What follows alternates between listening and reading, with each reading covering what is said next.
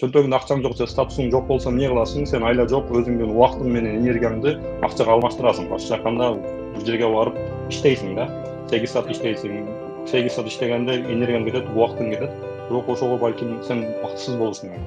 Бирок бул дегениң мындай, сиз ийгиликтүү болбошуңуз мүмкүн, бирок бактысыз болосуз деген эмес. Себеби бактылуу болуш үчүн баамдаш керек.